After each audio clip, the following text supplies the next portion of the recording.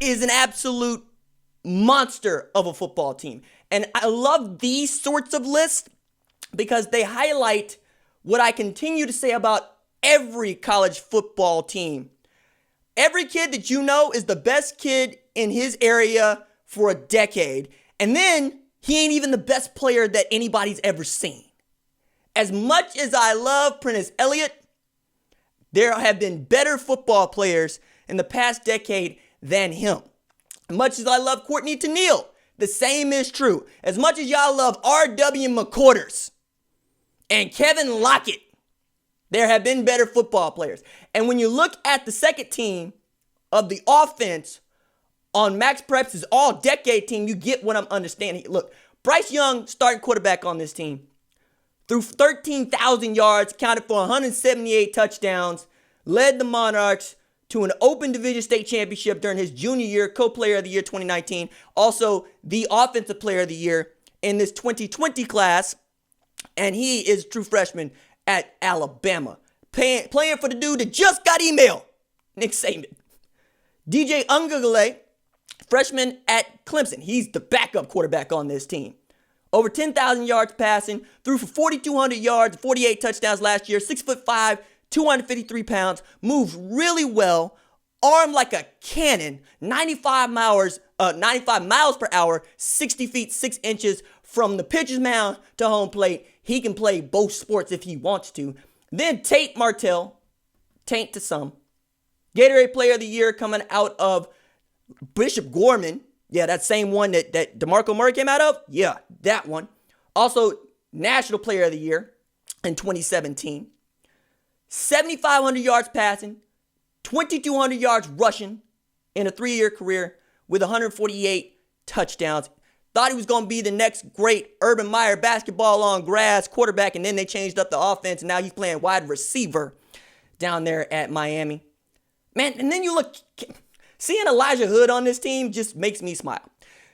If you know Elijah Hood, you might know him from Charlotte Catholic, where he had 8,981 yards rushing and 147 touchdowns. Or you might know him as the dude who got into the end zone and raised his leg like a dog to mime urinating in the end zone.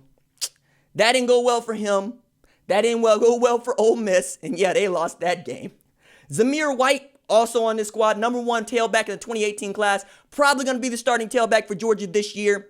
7,000 yards rushing, 119 touchdowns. Going to lead a loaded backfield at Georgia with Kendall Milton, with Dajian Edwards, with Kenny McIntosh. Man, they can play murder ball if they want to with them running backs. Julian Fleming, the wide receiver on this squad, 2020 kiddo, coming out of Catawissa, Pennsylvania. He is the top non-interior, non-quarterback in the 2020 class. Has never actually played just the one sport of football for his career. This will be the first time he's done that at the Ohio State. Set the Penn State receiving record for a career with 5,514 yards receiving, 77 touchdowns. Ended his prep career on a 48-game winning streak. You have not seen punt returns until you see this child punt return. He is that good. Garrett Wilson, also on that Ohio State team. He's a wide receiver on this second team, Max All-Preps All-Decade team. Led the Cavaliers down in Austin and Lake Travis to a state championship as a sophomore. His final 2 years, 166 receptions, 3,000 yards, 45 touchdowns. Also had my favorite quote about Texas football in the negative variety. He was asked, why didn't you think about going to Texas? You from Austin, you went to Lake Travis. And my man said, without missing a beat, because I wanted to be developed into the kind of player that could play in the NFL. Whoop, there it is. That's Garrett Wilson. Laquan Treadwell, there's a name going back to 2013. 3,500 yards receiving over his last 3 seasons. Led the Warriors to a 6A state title out at Cremoni, Illinois. Mark Andrews makes this squad. Tight end out of Scottsdale, Arizona, y'all will know. He came out as a wide receiver. People forget that. Mark Andrews was a wide receiver. Lincoln Riley gets the job in 2015, the year after Mark Andrews comes out of high school, and says, in this offense, you're going to be a tight end. And we're all looking like, yo, that dude sets Arizona State records for receiving. What are you doing? Turns out he's a Mackey Award winner. He's probably going to end up with a long career in the NFL, doing very well with the Ravens. That was the day that Lincoln Riley told us, among other things, I know what I'm doing. It's going to be fine. And it was. Check out Mark Andrews. Cade Mays out of Knoxville Catholic. He's transferred from Georgia to Tennessee. As much as I really want to talk about Cade Mays dominating on both sides of the ball and being a great linchpin in that Fighting Irish class, what I love most about Cade Mays had nothing to do with Cade Mays and everything about Cade Mays' daddy. So Cade Mays' daddy goes with him on his visit to Georgia, and they sit in one of those stadium seats. And wouldn't you know, my man gets that pinky finger chopped off sitting in one of those stadium seats. And then Sam Pittman, he who is now head coach at Arkansas, picked up the pinky, put it in a plastic bag, said, hey, they're going to want this at the hospital. Cade Mays' daddy goes to sue Georgia while his kid transfers to Tennessee. College football, man, recruiting.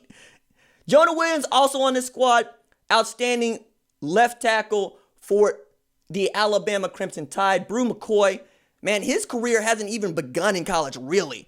And he's already put together quite a career. Ended his high school career at Mater Dei with 2,600 yards receiving, 34 touchdowns, 49 tackles, 19.5 for loss, 13 sacks on defense. Nick Saban wanted him to play defense. He said, no, I'm a wide receiver. I love this team. I think I like the second team defense better than I like the second team offense. Rashawn Gary, my goodness, coming out of Michigan, 100 tackles, 27.5 sacks over 2 years for the Paladins, coming out of New Jersey. Robert Kimdichie on this squad. Got out of Loganville, Georgia. Didn't turn out to do much in the NFL, but coming out of high school 2013, nasty. Chase Young makes this squad on the second team. 38 sacks, 54 tackles for loss during 2 years while leading Stags to back-to-back championships. Kayvon Thibodeau was the number one player in the 2019 class. He's defensive end out there at Oregon. They squad up. Reuben Foster on this squad. Christian Miller on this squad. Owen Papo on this squad. That's Alabama, Auburn right there. Making up your middle for your linebacking core. You got Bubba Bolden on this squad, who transferred from SC to Miami. Played in Bishop Gorman with Tate Martell. 100 tackles, 11 interceptions, and blocked a field goal in a 3-overtime win against St. Thomas Aquinas during his senior year. Outstanding player. Minka Fitzpatrick, yeah, he won Paycom Jim Thorpe Award. He's starting DB on this one. And then Sean Wade, who came back for another season at Ohio State, where coming out of high school, out of Jacksonville, 5-star, 130 tackles, 12 interceptions, 1,000 yards receiving, 13 touchdowns in his career. And then my favorite addition to that secondary, coming out of the 2012 class, Landon Collins. First player named 5A All-State on both sides of the ball.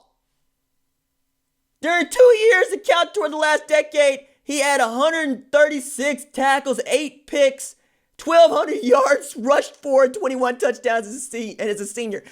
Yo, Mayberry, I think we can agree Landon Collins was that dude.